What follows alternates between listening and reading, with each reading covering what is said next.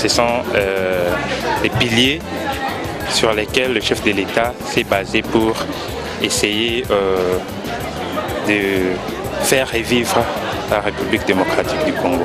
C'est pour que nous arrangeons notre pays qui était vraiment dans un état de délabrement. C'est un projet du président de la République, Joseph Kabila, qui est venu, qui apporte un soutien pour la population. Les 5 chantiers n'est pas un slogan. Beaucoup de gens croient que c'est un slogan, comme on disait, objectif 80. Les 5 chantiers comprennent les domaines les plus importants du développement. En ce qui nous concerne, nous, l'UPEN, je peux dire que les 5 chantiers ont commencé l'année passée, lorsque le président de la République était de passage ici. Lorsqu'il est venu inaugurer le chantier justement de la route de la libération, grâce à nos étudiants, il s'est arrêté et il a promis qu'il allait s'occuper de la réhabilitation de l'UPEN. L'enseignement ici, par exemple à l'Université pédagogique nationale, vous trouvez que tout a débuté en ordre et puis les études se déroulent normalement. Il y a des bâtiments qui sont réfectionnés. Vous trouvez qu'il y a une évolution en la matière. L'IBTP, il n'y a pas la différence entre celui qui étudie en Europe et à l'IBTP.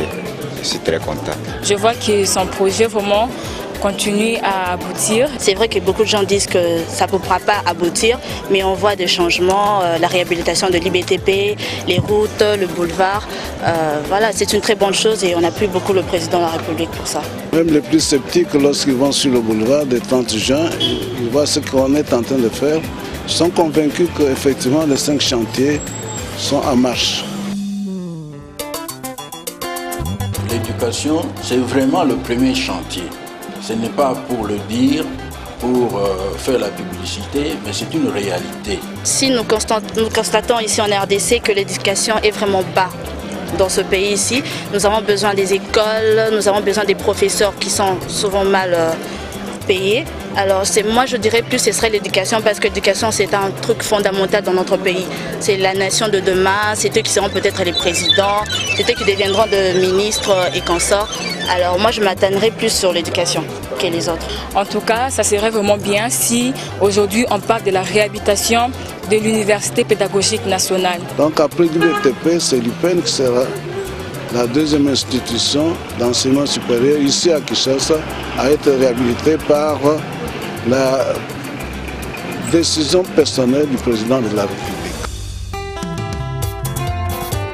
Je vais l'encourager étant qu'étudiante de continuer, de ne pas s'arrêter en cours de route, que nous puissions avoir encore confiance à ce qu'il a dit, que nous ne soyons pas déçus parce qu'on l'a voté pour ça, pour que nous soyons bien dans notre pays, que nous envions pas ce qui est à l'extérieur, que nous restons seulement dans notre pays et nous soyons fiers de notre pays.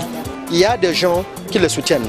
Moi par exemple, en tant que formateur et en tant qu'autorité académique, mon pouvoir se limite au niveau de l'UPN ici. Mais si j'ai la possibilité d'aller à la cité pour essayer de conscientiser certaines personnes pour qu'elles puissent plutôt contribuer aux 5 chantiers du chef de l'État, je le ferai volontiers.